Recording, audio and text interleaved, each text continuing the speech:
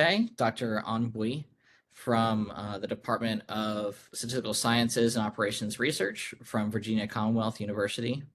And just wanted to mention that we are recording this session. Will be available to you all following this webinar. So Dr. Bui received his BS degree in electrical engineering from Hanoi University of Science and Technology in Vietnam. He got his MS degree in industrial and management engineering from Pohang University of Science and Technology in South Korea, and obtained his PhD in industrial engineering and management from Northwestern University. He is currently an assistant professor in the Department of Statistical Sciences and Operations Research at VCU. His research interests lie in statistics, machine learning, for analyzing data from manufacturing, healthcare, and other enterprise systems. And Dr. Bui is the recipient of the Lloyd S. Nelson Award and Frank Wilcoxon Award from ASQ. Thank you, Dr. Bui. Thank you for the introduction. It is my pleasure to present this research with you and the audience. And this is a joint work with Kung Gang Chang and Dan Apley at Northwestern University. I will also provide some discussions surrounding this method. And this is the outline of my talk today. First, I want to introduce the concept of concept drift and the problem to detecting concept drifts.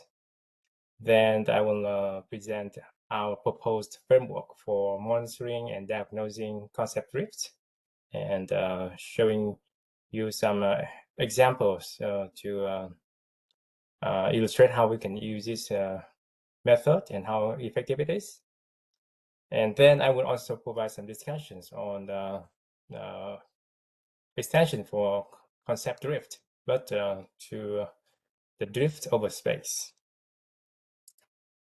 So first, I will talk about the concept drift detection problem. So we have a supervised learning problem, that is to build a model to predict a response variable y given some covariates x. And we know that supervised learning has achieved a lot of successes in practices. And one underlying assumption of supervised learning model is that this conditional distribution of the response y given the covariate x is stationary, or we usually have a common assumption of IID, so I identical and independently distributed, right? So that identical part is what we mean here by stationary. In other words, observations come from the same distribution, and this is a conditional distribution of y given x. But this assumption can be violated. For example, in credit card default prediction, the model or this relationship of y given x can be changed. For example, in the financial crisis, and I will show an example later that with a credit card data set to show this. Or spam filtering. So spammers try to adapt to our spam filtering rules. So that's another way concept drift can happen. And consumer behavior also changed a lot. So the recommendation system may need to be adapted as well.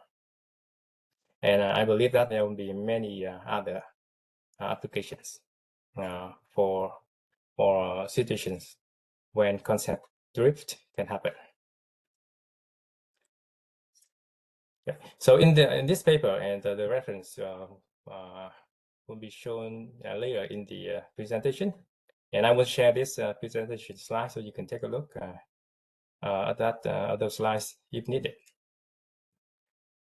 There's also a definition of covariate drift, and this is different with concept drift, because the covariate drift is only a change in the distribution of the x, the marginal distribution of x.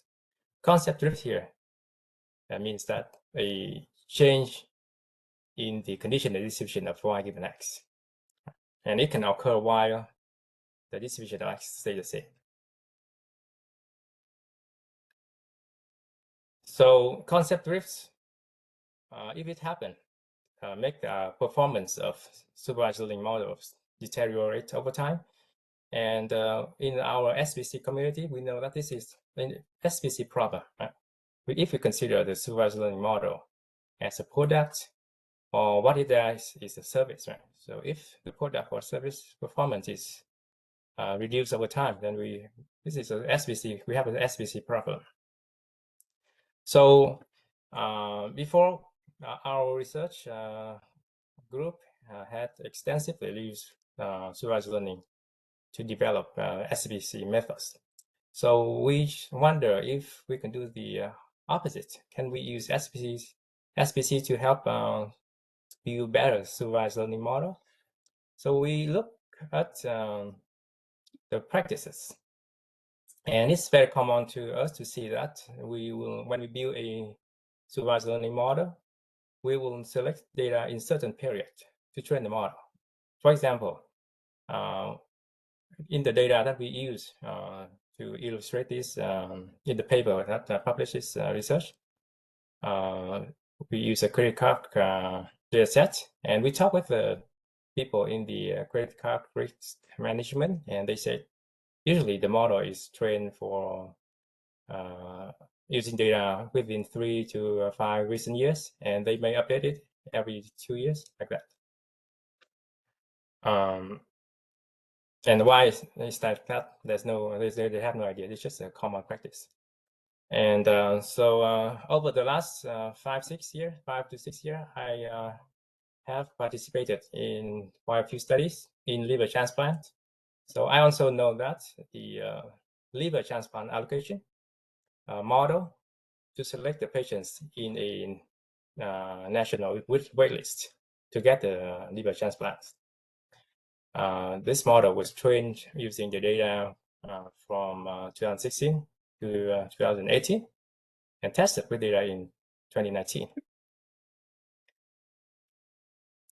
So most of the time, we can see that the period is just selected based on some educational guess. For example, in this liver transplant allocation model, they use 2016 to 2018 because the previous model was applied since 2016. And then they removed data in 2020 because of COVID. It could be a good guess, but it can still remove good data. We never know. And we can still include bad data, right? So, and the models can be updated periodically, like I mentioned earlier with the credit card risk management application, or only when people see that the performance of model is bad, obviously. For example, in the liver transplant allocation model, the current model is called MELF 3.0, and there are 2 models before it. So they update the models because the model failed to predict who will die soon, and they will they should have the priority to get transplanted. Okay, so this is very useful to have a systematic approach to optimize their selection and the time when we need to update the models. So this is the motivation for us as well. But this is a practice. In the research literature, we also see quite a few studies. Actually, there's a big number of studies. For example, in the machine learning literature, most of them are adaptation methods. So this method will just keep updating models with new observations. And they typically they have the mechanism to forget the old data. But these methods will probably unable to tell when they are concept drift or not, because it's just try to adapt, and it will not be able to make that in SBC we call it a signal, right? If there's a change or drift. And also this kind of method can suffer from temporary changes or outliers. So in this research, we focus more on the traditional SPC setting. That is, if we found any problem, if we want to apply any change, we need to do careful diagnosis first, confirming the problem before applying any changes to the model. And our method, of course, can be used in conjunction with the adaptation method. There are also machine learning methods that try to detect concept drift, but they mainly focus on the prediction errors. And actually, we can easily apply, the SPC control chart to monitor these prediction errors, and we can quite easily adapt SPC methods for machine learning methods based on prediction errors. But we've noticed that a change in this conditional distribution of y given x does not necessarily result in a change in the error rate all the time. For example, this is just an intuitive example. So let's say our classification probability threshold is 0.5, and we have a drift, and our prediction probability changed from 0.2 to 0.49, right? And this will not result in an error because we still have the same prediction, even though the probability has changed. So the error-based method can only detect drifts when the prediction probabilities drift beyond the threshold. So that's one of the problems with error-based method.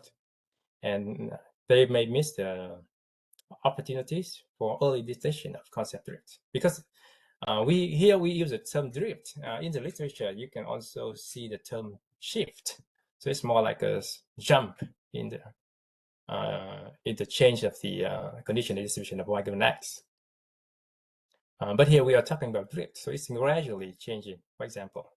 So for that kind of change, if we can detect it, the change earlier, that would be better to prevent further deterioration of the supervised learning model performance. So this figure can kind of illustrate why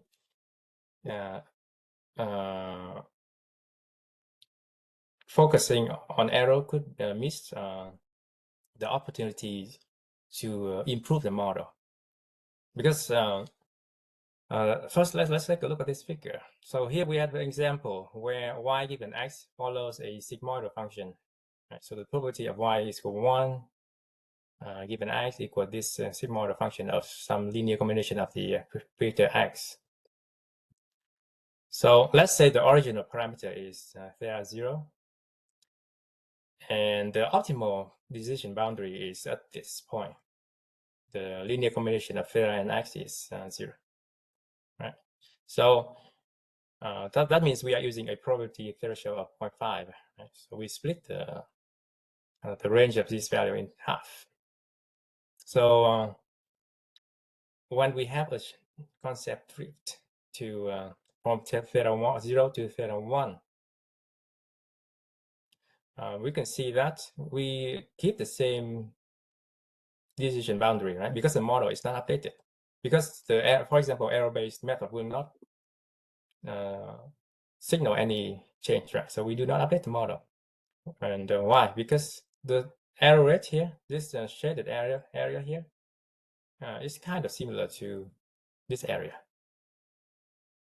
Right. So before the change, we have error on both sides of this vertical line, but then the line is stay the same, but the distribution drifted, right?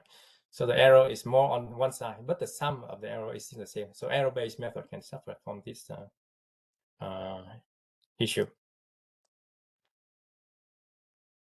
And here in this figure, we try to overlap these previous two figures, and we can see kind of this unchanged expected error rate with the concept drift. Right? So this is the old error rate, right? This is this part share between the two this part is from this figure, right? The error rate when before the drift, after the drift, the arrow here, right? We have this share part and this share part, and then we have the added part, which is kind of equal in the sum. So if we update the decision boundary to follow the new conditional distribution of y given x, you can see that we have this new error rate, and this is much smaller than the original one. So this points out to the importance of detecting early concept drift problem, and not just to detect the problem, but we can also improve our model.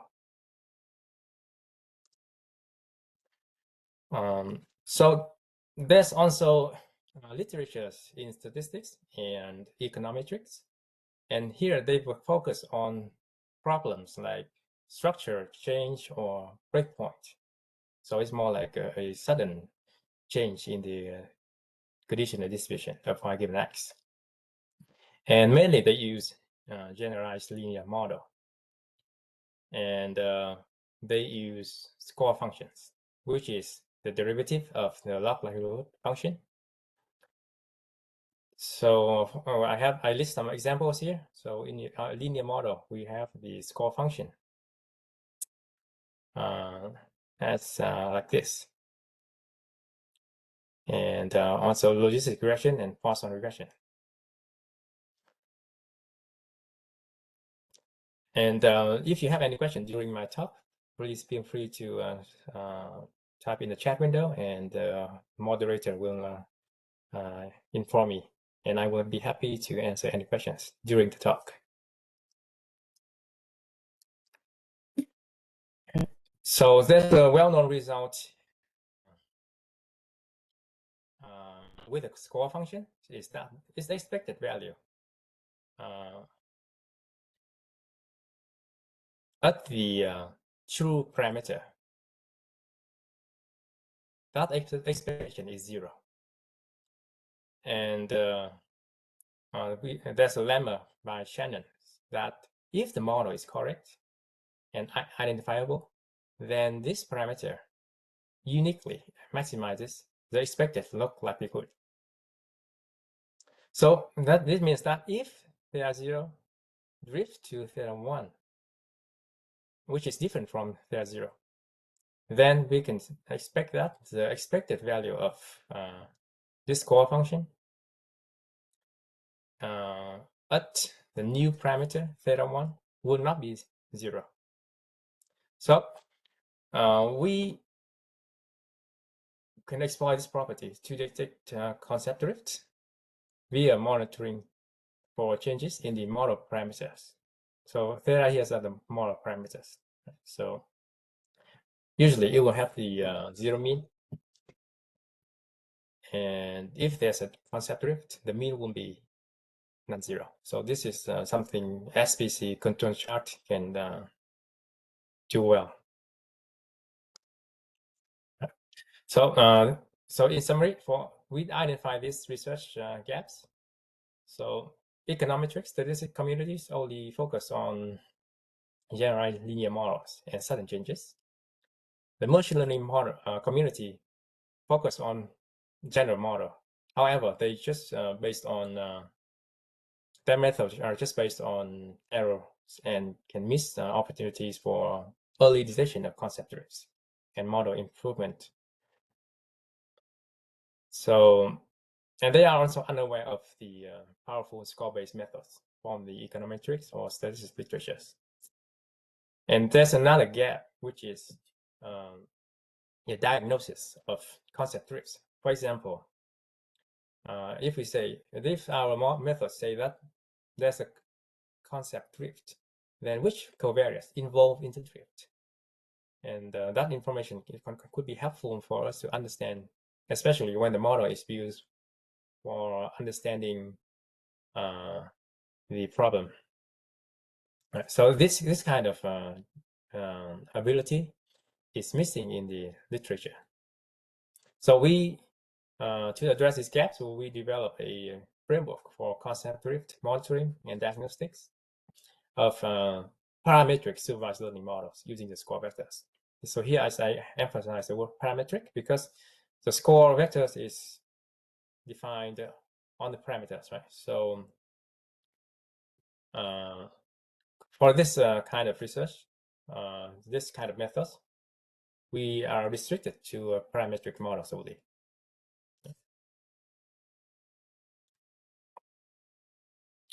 And I will now talk about the proposed framework. So the framework will have step 1, step 2, and step 3. So 3 steps. The first step will be a retrospective data analysis. So here the main goal is to check whether that's that underlying some assumption that I mentioned earlier, whether the data we have a stationary data set or not. Right? So these are the steps in this retrospective data analysis. First, we train a preliminary model for the data that we have. Right? We have m data points, and we fit that model, and we obtain an estimate that I called theta hat 0 here. We calculate the score vectors. Because here's a map parametric models, we can calculate the score vectors. Actually, if you wonder about larger model like neural network, right? So neural network has a lot of parameters. So, and also its score function is not really tractable. It's not easy to calculate a derivative function for the score, right? So, but actually, in more models like neural network, we can also easily get the gradients as a part of the model training. Hi, on. Yeah. Quick question from Ricardo in the chat. Can the concept drift method point to which parameters is or are provoking the drift? Yeah, that's what we want to do in this diagnosis step. Right? So I can provide a kind of a heads up. Right? So here we have different control charts for individual component as well. So this chart will signal which one is the one involving in the drift. Okay. So that's one of the parts that we try to address the gap, like I mentioned in this slide. Right. So generally, there is a lack of diagnosis method for the concept drifts.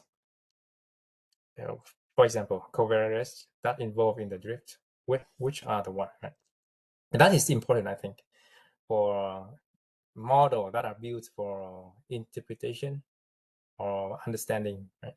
More than the just prediction. Okay, so I will go to that part, and I will demonstrate that with examples. Right, so we can calculate the vectors, and we can calculate a charting statistic. Right? So we will use the t-square Hotelling t-square statistic because these are vectors. I will mention that later. But I mean, in general, if you have other statistics that work, that's is fine too. But one thing that you may want to keep in mind is that the score vectors are very noisy. So that's why we use this moving kind of average based statistic. Okay, so for example, in this figure, we see that we have a data set, we train the model, right? And we plot the charting statistic like this, right? This is in the top figure, we see that the statistic looks stationary, right? So there's no concept drift. But if we have this kind of phenomenon, right, we can see there's some higher statistic before 10,000, and then the other 20,000 statistics are kind of lower in the mean, right? So we can say that there's a concept drift here, right? So we can go ahead and here I'm talking about kind of drift over time. So these are data points over time, And of course, usually we want to have more recent data, which is more up to date to the future data. That's a kind of assumption. So for example, in this context, we will get rid of these data points, right? Because they are not the same with this, right? And then we have a new data set of interest and repeat the process until we don't see any more drift in this control chart. Okay. So step 2 is basically a SEC problem. We construct the control chart. So so here what we will need to do is this step. We need to partition the stationary data set that we obtained from the previous step into a training set and phase 1 set. Because here we need to fit the model. So we'll use the training data to fit the model. And this is our final model, right? And it will be monitored. Because it's constructed from, now we know that it's stationary, right? The data is stationary. It's a final model. And we want to monitor its performance over time, because if there's a concept drift in the future, right, then we want to detect it. So let's say theta hat 0 will be the parameter estimated for this final model.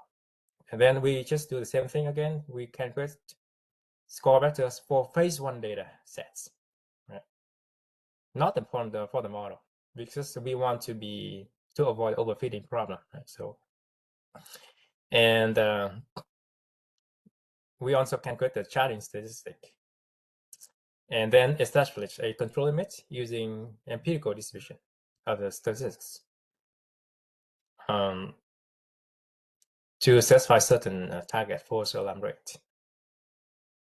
And then we can just go ahead and use this control chart to monitor for the performance of this model based on the score vectors. Okay. So let's say there's a signal here. This is our hotel T-square control chart, right? Let's say there's a signal at 40,000 here. Actually, here the vertical line separates phase 1 data. So phase 1 data is in control, right? So let's say immediately after we use this model, there's a drift here, right? This is phase 2 data, okay? And we will also have a univariate control chart to monitor for individual parameter or covariate in the model. Right? So in this figure, we illustrate that this variable or covariate is still kind of within a normal range, but the other one is not. Right? So we can conclude that there's the drift is the drift involves this covariate, not that one. So this figure just show another kind of case where you have a gradual drift instead.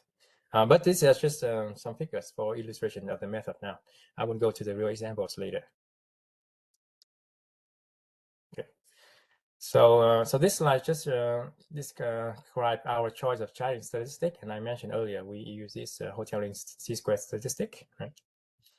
And because this Hotelling T-square statistic can handle multivariate vectors, and because as I mentioned earlier, the score vectors are very noisy, so we use EWMA to smooth it.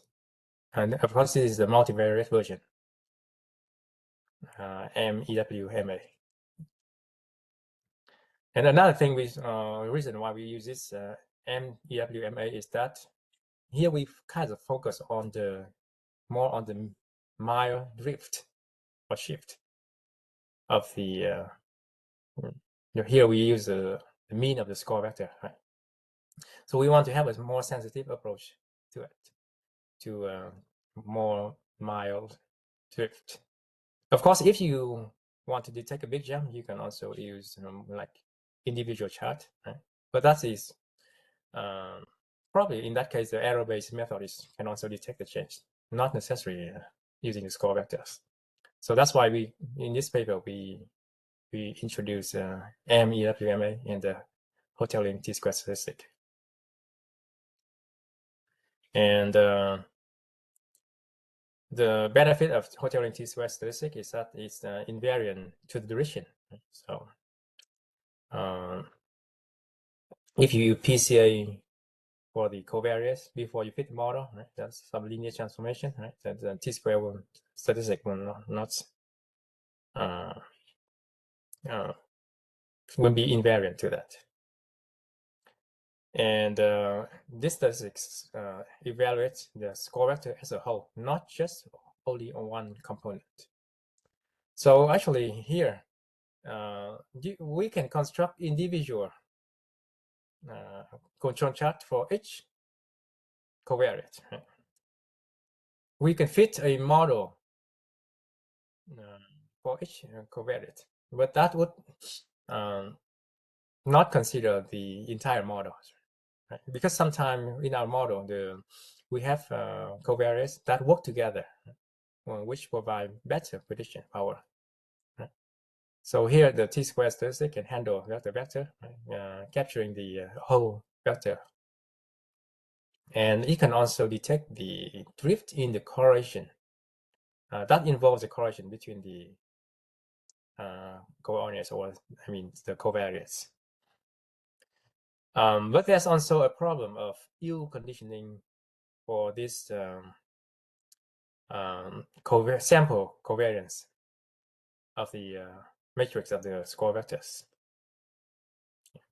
So in that case, we can also add a not yet parameter. Which is very commonly used in the Gaussian process modeling literature. That means we add a small value to the diagonal entries of the covariance matrix, and or we can also use the pseudo inverse as well. Okay. So here, in this formula of the t-squared statistic, S bar is calculated based on phase one score vectors, and the sample covariance is estimated based on the training score vectors. Okay, so you may wonder why we made this choice. So this slide explains that. So let's say there's a concept drift between the training and phase one data. And if we use the training, of course, it could be small because we try to detect that in the step one of our approach. To have stationary data, that means training and phase one data should be the same, but let's say there's a small difference because the step one in our approach is kind of more like manual, right, method. So we cannot be sure if there's a small difference. So in that case, we may have a non-zero mean score vectors after subtracting from the z vector. The z vector is the EWMA version of the score. Right? So we have non-zero mean for this in the phase one data. Right? So we can, if that happens, and we have a 2y control limit, and it reduces the sensitivity of the concept of detection in phase two. And the control limit is obtained from phase one. So if we estimate the covariance matrix from the same phase one data, then we are afraid that it could result in overfitting, and the control limit could be too narrow and causing too many false alarms. So that's why we estimate the sample mean of the score vector from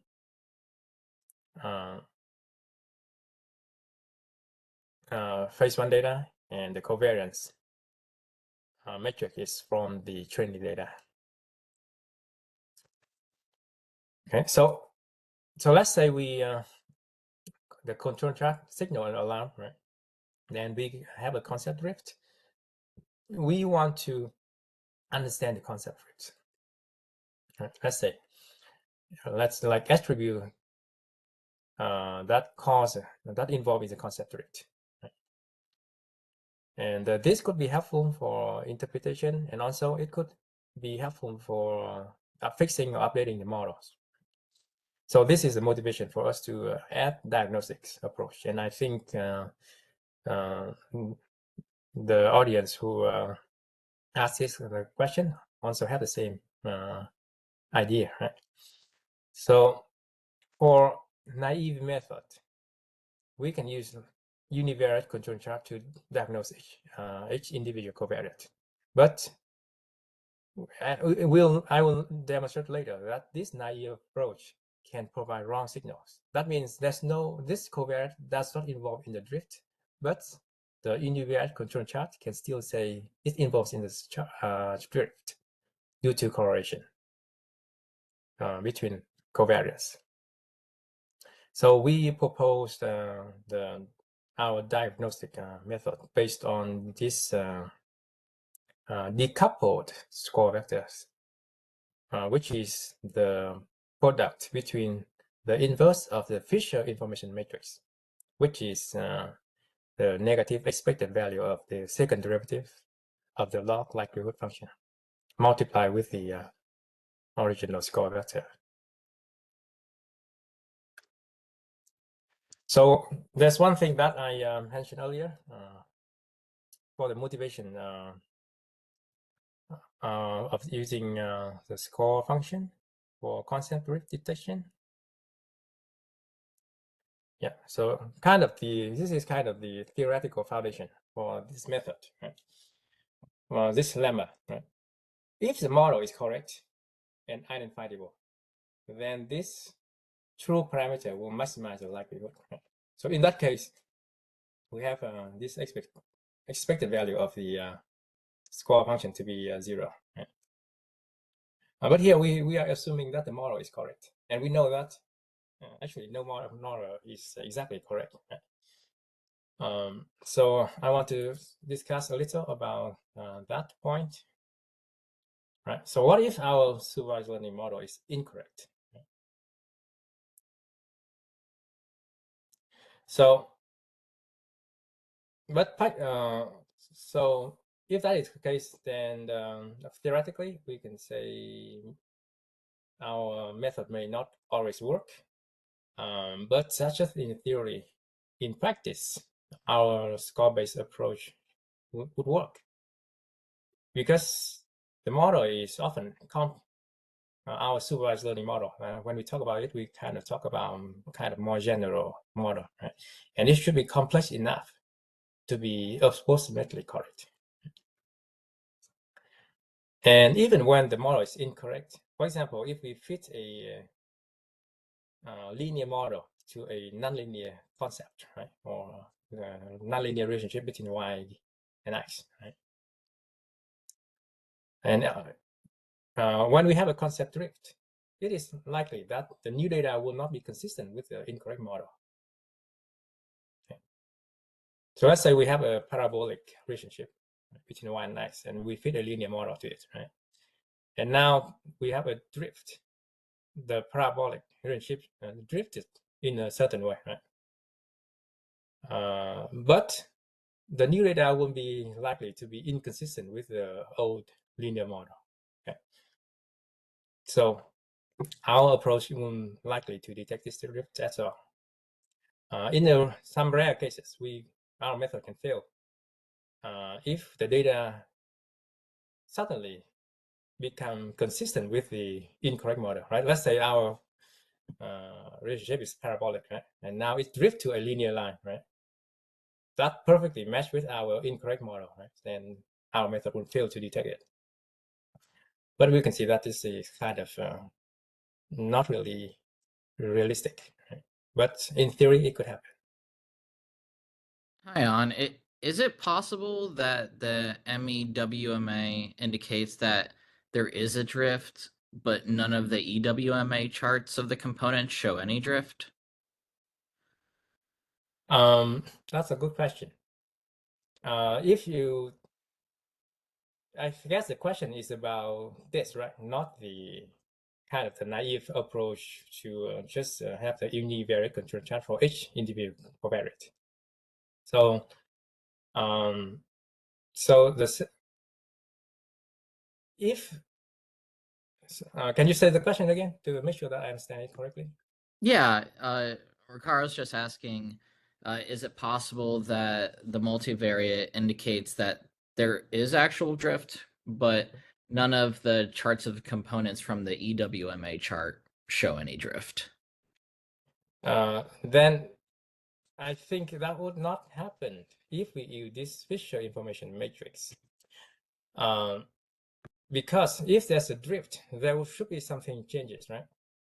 And I guess the questioner is thinking about kind of the opposite direction, right, of the change. But I can see, but that's kind of, you don't have the drift, right? It's more like you don't have the drift for the multivariate chart, and you have individual component. But I guess that would not happen too. So I think from what I understand now, I don't think that could happen. That you have a signal for the well, here I'm talking about obvious signal, right? Because you can see that's in the control chart. Sometimes you can have a like small signal, right? Like just a little bit higher than the control limit, right? So I would not say that is really clear, right? But when a drift like this occur, then there should be something changes, and it could be the covariance or the intercept. That's something must change. Okay, and actually the question make a good point, and I have a discussion point related to the situation where the various covariates that are not in our model become relevant, right? That is kind of the drift, right? And it will be reflected through the intercept of the model. So maybe actually now I understand that more clearly. That could happen if your model has no interceptor. That could happen, I think. Yeah. Does that answer the question? Yes, thank you. Yeah, and we will go over that point more when we talk about the examples and see the how our diagnostics approach work. Okay, so yeah, so let's move to the examples. So first, we did some simulation examples, mainly for monitoring, because we want to see our run length performance of the score-based approach versus the error-based approach. So we expect that our score-based approach will be better if we have some smaller drift, right? So if you are common, if you are familiar with SPC, right? Yeah, this kind of notation should be familiar with you. In control run length, we will denote it with RL0. That means no concept drift. Out of control run length will be RL1. And we will use median run length for the comparison because it's more robust to heavy tail distribution like a t-square statistic. Right, so we will try to match the in control median run length of the two methods and then compare the MLR1. And smaller MRL1 means higher detection sensitivity. And we generate data from mainly linear models, logistic model, right? Multinomial and partial regression. And we train model. So the data is generated from these models. And then we train different models. Could be for the data sets. For example, neural network will be different to these models that are used to generate the data. But sometimes it could be the same. Okay. So we consider a few scenarios. Well, I didn't think that it take this much time.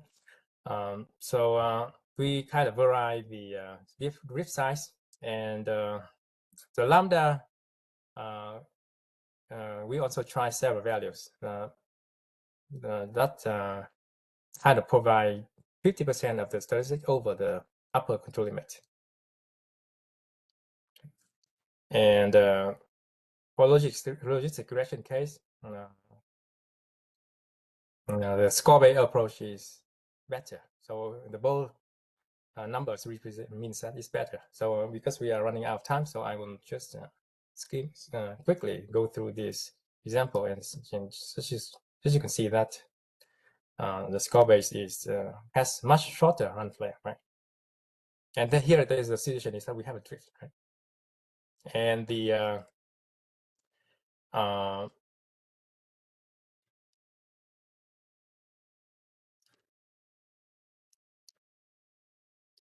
in general, the higher you can see the gap between the run length between the two methods kind of getting wider as we have smaller drift. This is expected, right?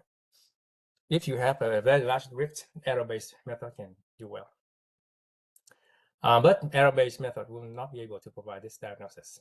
So here, this example show the naive approach without using our Fisher information matrix method, right?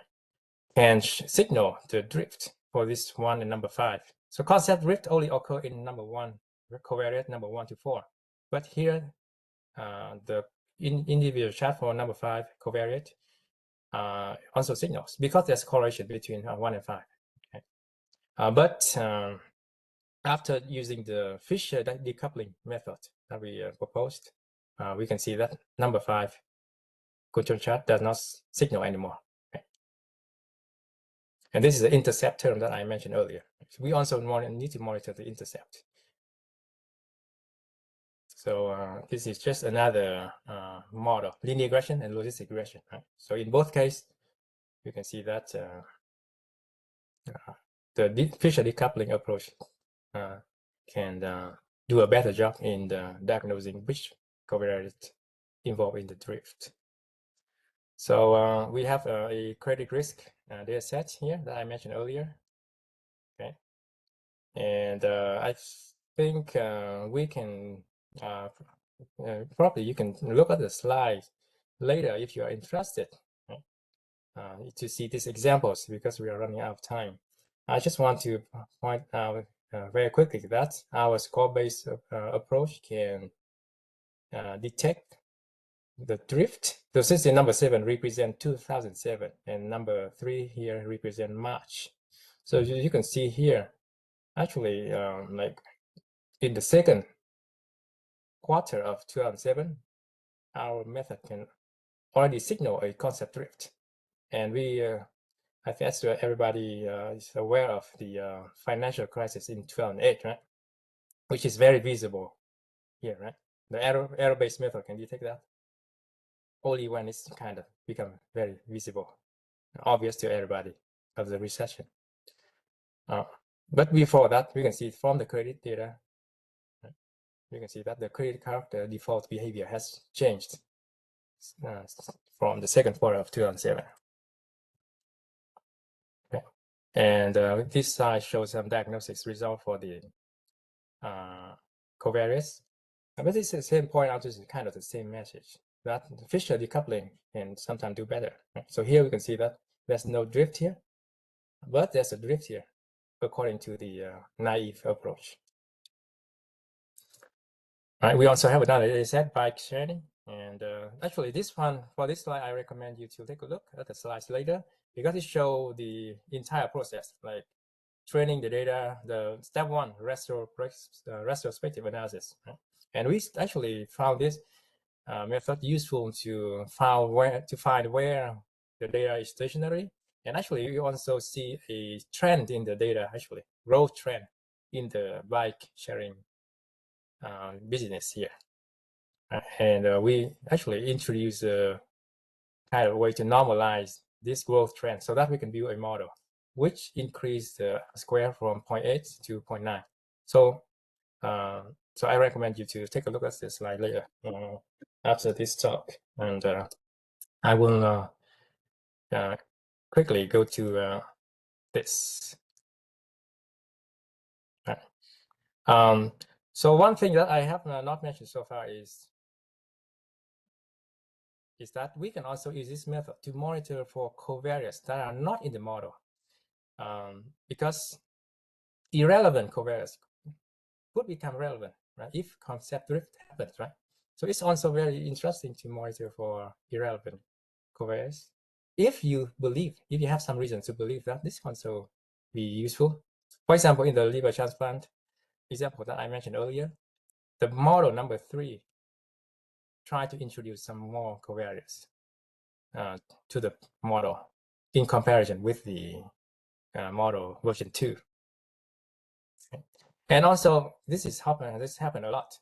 Many times we exclude covariates, not because they are not useful.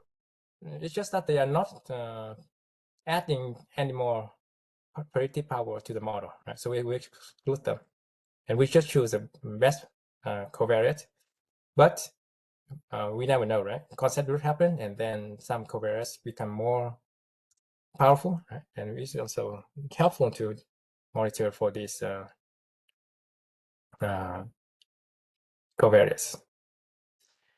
And if you don't want to do it, actually, you monitor the concept, the intercept of the model is enough, right, for simplicity, right? And then we still consider excluded covariates in the diagnostics, because, like I said, like the question, right, earlier we see a drift, but we don't see any drift in the covariates, but we should see a drift in the intercept, because the drift occurs for other covariates that are not included in the model.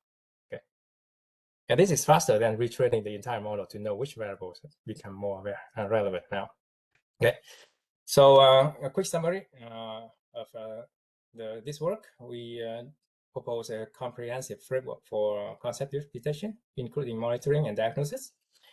And we introduce a score-based method to the concept drift community, mainly in machine learning. And we show that the score-based method work better than the error-based methods, especially for smart drift. And but our method is only restricted to parametric models, or any model that you can kind of get a parameter for them. And we also have a diagnosis capability for our method. Right? So earlier we have this question. We want to see if SVC can help supervised learning. So yes, there's many literature that is doing so, right? And SVC can provide a very nice framework to for monitoring and alarming, right, signaling and diagnosis. And and we think that this the SVC procedures could become a standard in constructing a model. So I highly recommend you to look at the bike example where we show the benefits of doing that. And we hope that the impact of SVC can be broadened further through this kind of framework. Okay. And I think there's not much time to talk about, but I would like to point out that concept drift can occur over space as well. Right? And we did some research in the stochastic texture surfaces and concept drift method. Concept drift detection method based on score vectors can be useful, because in our modeling for these kind of stochastic texture surfaces, we build a predictive model, supervised learning model, as a modeling approach for this. Unfortunately, I don't have time to introduce it here, but I guess some of you may be aware of this work, which is my joint work with Dan Apley at Northwestern. And concept drift can try to can help that, and you can look at the slide later. And I know that Dan Apley work with some material scientists to apply this kind of method to microstructure, to like highlight the different regions in the microstructure like this, and do some quasi-control as well. And I want to quickly mention that the concept, the score-based approach could have some advantages than the approaches that we have developed earlier in the previous slide. Unfortunately, I don't have the time to talk about them. But they could require a smaller number of in-control data, and they are also doing a faster job in some global change detection in the surfaces. So I will leave some time for question. Sorry for taking so much time, and thank you for your attention. Thank you, On, so much for your wonderful presentation. We have a couple minutes left. I think too we have enough time for a question or two if you want to put it in the chat. But thank you so much for attending and presenting today. Ricard is asking any book you could recommend on this topic. Um, I think there's a lot of references. Do not show here, but I think you can look at the references in the paper. And of course, SVC, we see that is very helpful. So books about SVC is important to know. And I hope that SVC the impact can be brought in more than just statistics to machine learning and many other different fields. So I hope that you can use these methods and introduce it to other people.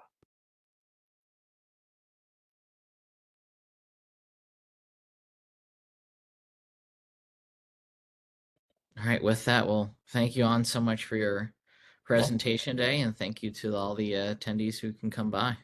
Yeah, thank you. Thank you for having me. Have a great day, everyone. Yeah, thank you. You too. Bye-bye.